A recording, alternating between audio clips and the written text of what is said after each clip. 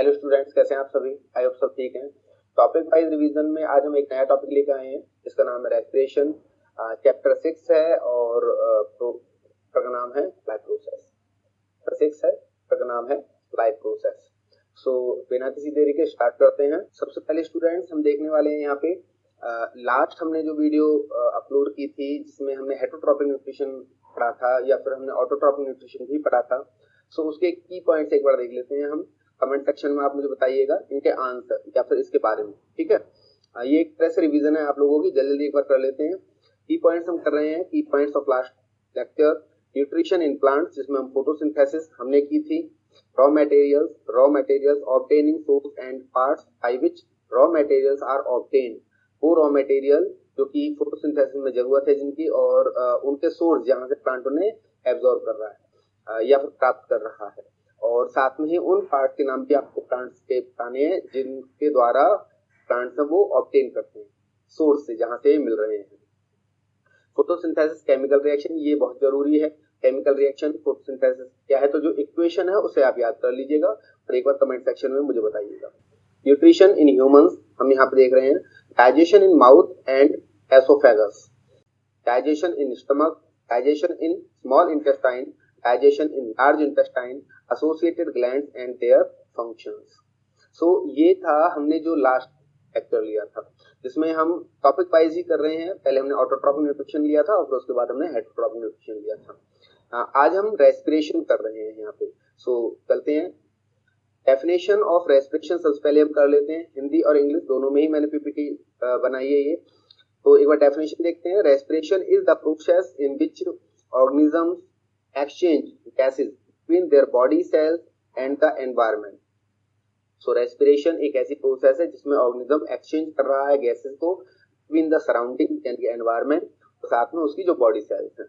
from plants and animals to prokaryotic bacteria, eukaryotes, protists, fungi and animals, all living organisms undergo respiration। सभी respiration करने वाले हैं। एक बार मैं हिंदी में दोबारा से बता दूंगा जिससे कि वीडियो लंबी ना हो। then you during normal human respiration, glucose reacts with oxygen to produce the energy needed for growth, repair and movement. Water and carbon dioxide are byproduct of respiration that need to be excreted। It means मैंने एक summary यहाँ पर दे दिया आप लोगों को respiration में क्या क्या होना है यहाँ पर, ठीक है ना जी। हम वायुमंडल से या फिर हम अपने सराउंडिंग से जो ऊर्जा प्राप्त करते हैं, हो सकता है वो ऊर्जा उस रूप में नहीं है जिस रूप में हमारी कोशिकाओं को चाहिए। सो प्राप्त ऊर्जा जो सोर्स हैं उनको पचा कर या फिर उनको इनटेक करके हमने सेल्स पहुंचा दिया, लेकिन अब सेल्स को रेस्पिरेशन का यहाँ पे रास्ता लेना पड़ता है जिससे कि वो प्राप्त ऊर्जा को उपयोग भी कर पाए। एक बार हिंदी में एक बार फटाफट देख लेते हैं। श्वसन वह प्रक्रिया है जिसमें जीव अपने शरीर की कोशिकाओं और पर्यावरण के बीच गैसों का आदान प्रदान करते हैं। पौधों और जानवरों से लेकर प्रोकार्योट्स, बैक्टीरिया, यूकैरियोट्स, प्रोटिस्ट, कवक और जानवर सभी जीवित जीव श्वसन से गुजरते हैं। सामान्य मानव श्वसन के दौरान ग्लूकोज विकास, मरम्मत और गति के लिए आवश्यक ऊर्जा का उत्पादन करने के लिए ऑक्सीजन के साथ प्रतिक्रिया करता है, ठीक है। यानी कि सभी जानवरों को, सभी जीवों को, सभी बैक्टीरियाज को, प्रोटिस्ट चाहे उसके अंदर आ जाएं या फिर उसके अंदर कवक आ जाए, सभी को अपने विकास के लिए, मरम्मत के लिए, गति के लिए और दूसरी चीजों की आवश्यकताओं के लिए ऊर्जा का उत्पादन करना होता है, जिसके लिए वो ऑक्सीजन की क्या करते हैं, सहायता लेते हैं, ठीक है। और ग्लूकोज को ऑक्सीजन के साथ मिलाकर वो उस ऊर्जा रूप को प्राप्त करते हैं जो ऊर्जा रूप उन्हें चाहिए। पानी और कार्बन डाइऑक्साइड श्वसन के द्वि उत्पादक हैं, यानी कि श्वसन करते समय एक मेन प्रोडक्ट है जो आपको मिलने वाला है, लेकिन साथ में कुछ बाय प्रोडक्ट्स भी आपको मिलने वाले हैं। बाय प्रोडक्ट बोले तो जिनकी आवश्यकता नहीं है लेकिन वो बन गए हैं, तो अभी उन्हें उत्सर्जित करने की आवश्यकता होती है। आई थिंक आप क्लियर हो गया होगा। यहाँ से कुछ क्वेश्चंस आ सकते हैं, जैसे कि किस ऊर्जा को आप उपयोग करने वाले हैं, या फिर आपकी कोशिकाएं उपयोग करने वाली है, तो ग्लूकोज को उपयोग करने वाली है। किस गैस का उपयोग होने वाला है या फिर किस एलिमेंट का उपयोग होने वाला है श्वसन के दौरान, तो वो है आपकी क्या, ऑक्सीजन। यहाँ पर बाय प्रोडक्ट क्या क्या है, कार्बन डाइऑक्साइड और वाटर बाय प्रोडक्ट हैं, इन्हें एक्सक्रीट करने की आवश्यकता है। नेक्स्ट हम आगे चलते हैं। ये एक और दूसरी डेफिनेशन है इसको भी आप यहाँ पे लिख सकते हैं अगर क्वेश्चन आता है आपके एग्जामिनेशन के दौरान, श्वसन क्या है या फिर डिफाइन द रेस्पिरेशन। तो एक दूसरी यहाँ पे डेफिनेशन मैंने दी है जो बायोकेमिकल डेफिनेशन है। Respiration could be defined as the metabolic biochemical process that take place in all living cells of an organism where produce energy by intake of oxygen and liberation of carbon dioxide from the oxidation of glucose. So oxidation of glucose यहाँ पर भी आपको दिखाई दे रहा है, ठीक है। तो वो एक तरह की क्या है, नीड है ऑर्गेनिजम्स की, सभी करने वाले हैं, लेकिन कोशिकाओं के अंदर होने क्या वाला है। तो रासायनिक टच देने की यहाँ पे मैंने कोशिश की है कि आपको केमिकली भी पता चल जाए कि रेस्पिरेशन क्या होने वाला है।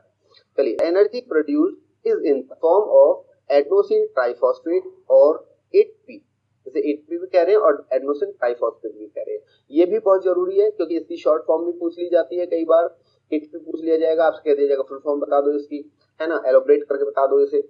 और ये भी पूछ लिया जाता है कि कोशिकाओं को ऊर्जा के रूप में किस ऊर्जा फॉर्म की जरूरत है, किस ऊर्जा रूप की जरूरत है, तो वो एटीपी है, ठीक है। कहाँ से ऊर्जा प्राप्त कर रहे हैं हम, ग्लूकोज से ऊर्जा प्राप्त कर रहे हैं। किस एलिमेंट की सहायता ले रहे हैं ग्लूकोज के साथ, जिससे कि एटीपी का प्रोडक्शन होता है, तो वो है आपका oxygen, which is also known as the energy molecule, जिसे एनर्जी मॉलिक्यूल के तौर पर भी जाना जा रहा है। हिंदी में एक बार फटाफट देख लेते हैं। श्वसन को एक चयापचय गैर रासायनिक क्रिया के रूप में परिभाषित किया जा सकता है तो एक जीव सभी जीवित कोशिकाओं में होता है, जहां वे ऑक्सीजन के सेवन और ग्लूकोज के ऑक्सीकरण से कार्बन डाइऑक्साइड की मुक्ति से ऊर्जा का उत्पादन करते हैं। उत्पादित ऊर्जा एडेनोसिन ट्राइफॉस्फेट या एटीपी के रूप में होती है, जिसे ऊर्जा अणु के रूप में भी जाना जाता है। क्लियर है? चलो चलते हैं। इस तरह से रेस्पिरेशन हो सकता है, ठीक है। अलग अलग जीवों में क्या अलग अलग रास्ते हैं रेस्पिरेशन होने के, या फिर एक ही रास्ते से रेस्पिरेशन होता है, तो वो हम यहाँ पे देखने वाले हैं। Different types of respiration, 2 types of respiration processes have been observed. 2 तरह की जो रेस्पिरेशन प्रोसेसेस है वो ऑब्जर्व की गई हैं, एरोबिक रेस्पिरेशन, एनाएरोबिक रेस्पिरेशन। तो एरोबिक रेस्पिरेशन है, एनाएरोबिक रेस्पिरेशन है। हिंदी वालों के लिए हम बात कर लेते हैं। श्वसन के 2 प्रकार हैं, यहाँ पर प्रकार की श्वसन क्रियाएं देखी गई हैं, वायवीय श्वसन और अवायवीय श्वसन। क्योंकि हम रिवीजन कर रहे हैं तो ये मेन कोर्स नहीं चल रहा है अभी, सो वायवीय श्वसन और अवायवीय श्वसन को बहुत ज्यादा तो एलैबोरेट करने की आवश्यकता नहीं है, लेकिन मैं इस वजह से कर रहा हूँ क्योंकि अगर यहाँ से क्वेश्चंस आते हैं तो आप उन्हें इजिली कर पाओगे। तो वायवीय के बारे में अगर हम बात करते हैं तो वायवीय का मतलब है ऑक्सीजन की उपस्थिति में होने वाला एक श्वसन, और अवायवीय श्वसन के बारे में बात करते हैं तो जो ऑक्सीजन की अनुपस्थिति में होता है या फिर कमी के कारण होता है, ठीक है ना। एरोबिक रेस्पिरेशन इन प्लांट्स, एक बार देखते हैं हम यहाँ पे। प्लांट्स हो या फिर वो एनिमल्स हो, सभी के अंदर श्वसन प्रणाली देखी गई है, ठीक है। क्योंकि श्वसन एक लाइफ प्रोसेस है, तो एक प्रोकैरियोटिक सेल से लेके एक यूकैरियोटिक सेल, जिसमें हम एनिमल्स को इंक्लूड कर देते हैं, प्लांट्स को इंक्लूड कर देते हैं, अमीबा को इंक्लूड कर देते हैं जो कि एक कोश के जीव है यानी कि यूनिसेलुलर है, तो सभी में ये होने वाला है। एक बार देख लेते हैं। In plants aerobic respiration starts with oxygen or O2 enters plant cell through the stomata found in the epidermis of the leaves। देखिए, प्लांट्स वैसे तो फोटोसिंथेसिस के दौरान ऑक्सीजन एलोबरेट करते हैं, निकालते हैं, तो जिनके समय की जो ऑक्सीजन डिमांड है तो उसी ऑक्सीजन से पूरी करने वाले हैं प्लांट सेल, जो कि फोटोसिंथेसिस के दौरान बाहर निकल रही है। लेकिन रात के समय अगर मैं रेस्पिरेशन के बारे में बात करूं तो रात के समय ऑक्सीजन एलोबरेट नहीं हो पा रही है क्योंकि फोटोसिंथेसिस बंद हो गई है ना, प्रकाश नहीं है यहाँ पे अभी। तो अब यहाँ पे प्रकाश नहीं है, फोटोसिंथेसिस नहीं हो रही है, ऑक्सीजन की उपलब्धता नहीं हो रही है, तो अब क्या करना पड़ेगा, प्लांट को वायुमंडल पर निर्भर होना पड़ेगा कि वहां से वो ऑक्सीजन ले ले। तो ऑक्सीजन लेने का या फिर कार्बन डाइऑक्साइड लेने का एक ही रास्ता है, क्या है, स्टोमेटा। गैसेस के एक्सचेंज के लिए स्टोमेटा का ही उपयोग किया जाने वाला है, ठीक है ना जी। एपिडर्मिस जो बाहर की लेयर होती है प्लांट से, उसमें स्टोमेटा मौजूद होते हैं और उन स्टोमेटा के द्वारा गैसेस का एक्सचेंज यहाँ पर हो जाता है। चलो फिर से देखते हैं। Then process of photosynthesis is carried out, produce food for the plant body and release energy।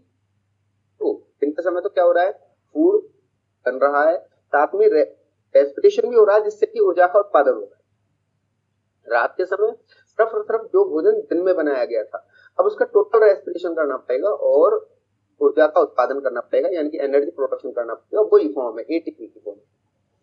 Chemical reaction that take place is blue. ये नीचे जो दे रखी है ये है आपकी फोटोसिंथेसिस की definition. Carbon dioxide molecule carbon dioxide के प्लस वाटर 6 मॉलिक्यूल ही वाटर के यहाँ पे लिए जाने वाले हैं, जिसके बदले में बन जाता है glucose C6H12O6 plus oxygen. 6 molecule यहाँ पे ऑक्सीजन के बन जाने वाले हैं, ठीक है ना जी। साथ में वाटर भी बनता है, लेकिन ये वाली जो अब इक्वेशन है ये एनसीईआरटी की इक्वेशन है, तो यही आपने लिखनी है। वहां पर कई बुक्स के अंदर H2O भी बाहर निकल रहा है, वहां पर जो वाटर है वो 12 हो जाता है, तो 6 मॉलिक्यूल ऑफ वाटर यानी 6 मॉलिक्यूल ऑफ वाटर वहां पर भी बाहर निकल जाते हैं। लेकिन क्योंकि हमने यहाँ पे 6 मॉलिक्यूल ऑफ वाटर ही लिए हैं, तो इस वजह से एक्स्ट्रा मॉलिक्यूलर जो वाटर फॉर्म है वो आपको निकालने की यहाँ पे आवश्यकता नहीं है। दोनों ही लिख सकते हो। 2 तरह की किताबें हैं एनसीईआरटी की, एक में 6H2O लिखा हुआ है और एक में 12H2 लिखा हुआ है। जो भी आपके पास है उसके अकॉर्डिंग आप करिएगा, दोनों ही ठीक है। चलो हिंदी वालों के लिए एक बार बात कर लें। पौधों में एरोबिक श्वसन तब शुरू होता है तो ऑक्सीजन या O2, देखो O2 कैसे लिखा है, क्योंकि एपिडर्मिस में पाए जाने वाले रंध्र के माध्यम से पौधों की कोशिकाओं में प्रवेश करता है। फिर प्रकाश संश्लेषण की प्रक्रिया की जाती है तो पौधों के शरीर के लिए भोजन का उत्पादन करती है और ऊर्जा जारी करती है। होने वाली रासायनिक प्रतिक्रिया नीचे दी गई है, ऊपर वाली ही नीचे भी दी गई है, ठीक है।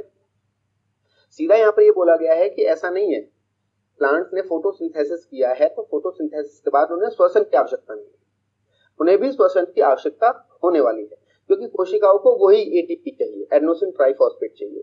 लेकिन बनाने के समय जब ऊर्जा को बनाया जा सकता है किसी एक प्रोसेस, फोटोसिंथेसिस का नाम मैं ले रहा हूँ यहाँ पे, फोटोसिंथेसिस के द्वारा, तो जो सौर ऊर्जा है यानी जो सोलर एनर्जी है उसे ग्लूकोज में ही कन्वर्ट किया जा सकता है, एटीपी में कन्वर्ट नहीं किया जा सकता है।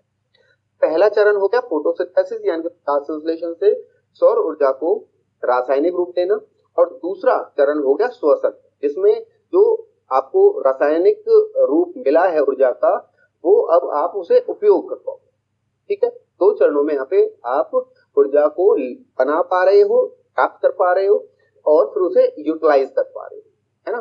तो एक बार देख लेते हैं, चलो आगे चलते हैं। एनाएरोबिक रेस्पिरेशन के बारे में हम कर लेते हैं यहाँ पे फटाफट। Anaerobic respiration is another type of cellular respiration that takes place in the absence of oxygen। क्या इसके बारे में बहुत ज्यादा कुछ पढ़ने की आवश्यकता वैसे नहीं है कुछ, ठीक है, लेकिन इसके जो बाय प्रोडक्ट्स हैं वो बहुत ध्यान होने चाहिए क्योंकि उसके ऊपर क्वेश्चंस आते हैं, ठीक है ना जी। इसका स्क्रीनशॉट आपको लेना है और कमेंट सेक्शन में इस वाली जो स्लाइड है उसमें जो भी इंफॉर्मेशन आपको मिल रही है वो इंफॉर्मेशन आपको कमेंट सेक्शन में मुझे बतानी है, ठीक है। अगर कुछ गलत होगी तो मैं उसे करेक्ट करने की कोशिश करूंगा। हिंदी वालों के लिए एक बार फटाफट बात कर लेते हैं। एक अन्य प्रकार का सेलुलर श्वसन है जो ऑक्सीजन की अनुपस्थिति में होता है और ऊर्जा पैदा करता है। इस क्रिया में ग्लूकोज ऑक्सीजन की मदद के बिना टूट जाता है, ऑक्सीजन की कोई आवश्यकता नहीं है यहाँ पर, ऑक्सीजन की मदद के बिना ही जो ग्लूकोज है वो टूट जाएगा और उत्पादित उत्पाद एल्कोहल CO2 यानी कार्बन डाइऑक्साइड और ऊर्जा या एटीपी होते हैं। तो जो उत्पाद बनने वाले हैं यहाँ पे वो उत्पाद है आपके, एक तो है एल्कोहल, CO2 है और एटीपी है, ठीक है। साथ में लैक्टिक एसिड भी यहाँ पर बनता है, अगर यह कहाँ पे हो रही है, ह्यूमन मसल्स के अंदर हो रही है। प्रक्रिया एक कोशिका के साइटोप्लाज्म में होती है। साइटोप्लाज्म बोले तो जीव द्रव के अंदर होती है।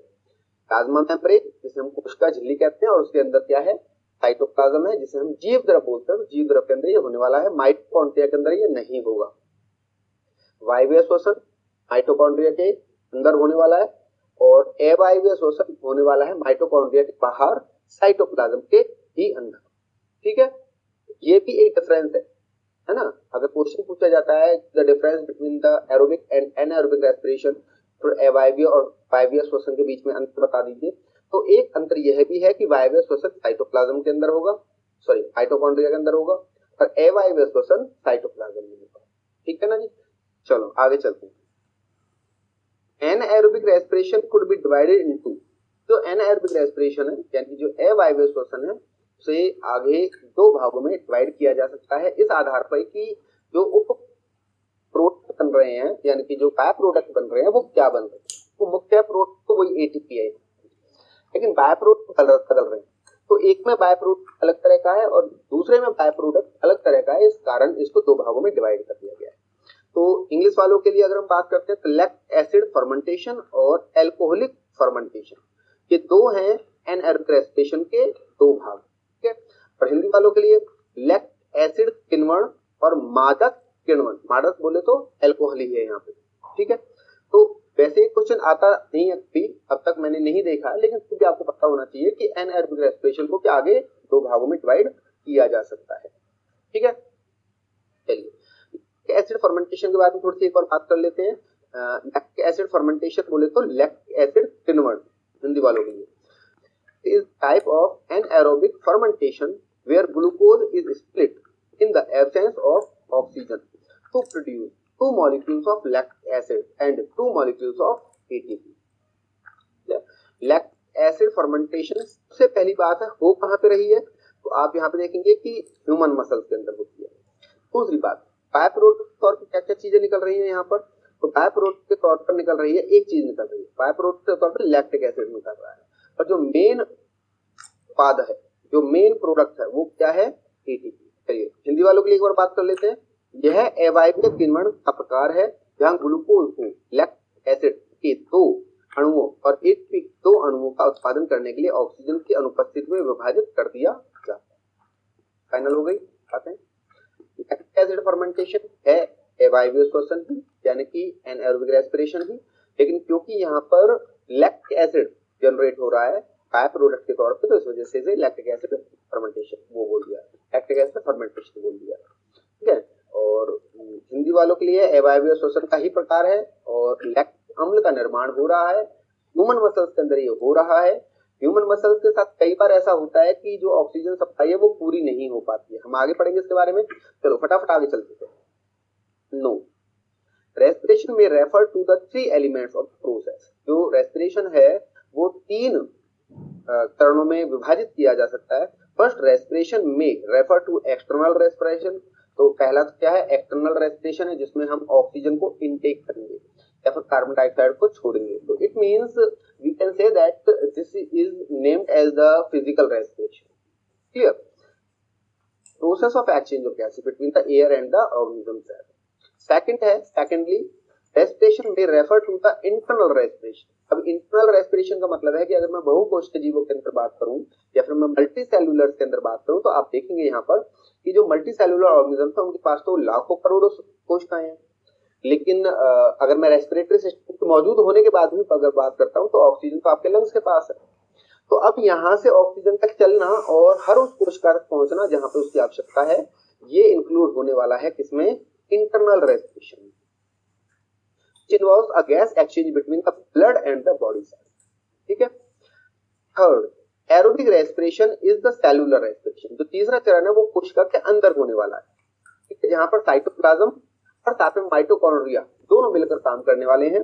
साइटोप्लाज्म फर्स्ट ब्रेक डाउन होगा साइटोप्लाज्म के अंदर और सेकंड ब्रेक डाउन होगा वहां पर माइटोकॉन्ड्रिया के अंदर, फिर ऊर्जा का उत्पादन होगा। 38 यहाँ पर जनरेट, ठीक है। नेक्स्ट करते हैं एक्सटर्नल या फिर फिजिकल रेस्पिरेशन है। एक्सटर्नल रेस्पिरेशन और द ब्रीथिंग, इस ब्रीथिंग भी कहा गया है यानी कि सांस लेना और छोड़ना। Breathing is one of the method for obtaining oxygen from the environment. In animal organisms process of external respiration is perform in several different. इंसानों के अंदर तो क्या है, लंग्स ये काम कर रहे हैं, लेकिन दूसरे भी जानवर है जिनके पास अलग अलग तरह के स्पेशलाइज्ड ऑर्गन्स हैं, ठीक है ना जी।